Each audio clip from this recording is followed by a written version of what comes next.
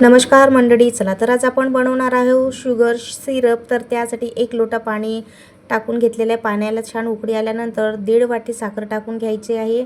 आणि पहा, छान अशी साखर विरघळलेली आहे आणि साखरेला असा डस्ट आलेला आहे वर. तर त्यामुळे ते आपल्याला गाळून घ्यायचं आहे, म्हणजे छान अशी पाक आपला स्वच्छ दिसणार आहे. पहा किती छान असा पाक झालेला आहे. आणि आता या पाकाला सुद्धा आपल्याला छान उकळी येऊ द्यायची आहे. एकतारी पाक बनवून घ्यायचा आहे.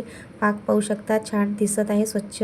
आणि पहा, तारसुद्धा आलेला आहे. आता आपल्याला या पाकाला 2 भांड्यामध्ये काढून घ्यायचं आहे. 2 कलरमध्ये आपल्याला सिरप बनवून घ्यायचा आहे, म्हणून 2 केशरी कलर आणि ग्रीन कलरचा वापर करणार आहे मी. तुम्हाला जो आवडत असेल तो कलर तुम्ही बनवू शकता. आणि पहा, मस्तपैकी कलर करून घेतलेला.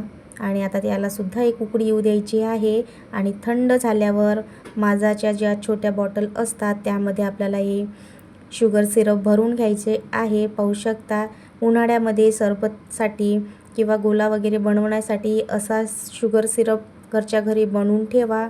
आणि स्वच्छ सिरप मुलांना द्या. बाहेरचा गोला खाल्ल्यापेक्षा हे घरच्या घरी बनवलेलं कधीही चांगलं असते. व्हिडिओ आवडल्यास लाईक करा, शेअर करा, सबस्क्राईब करा. धन्यवाद.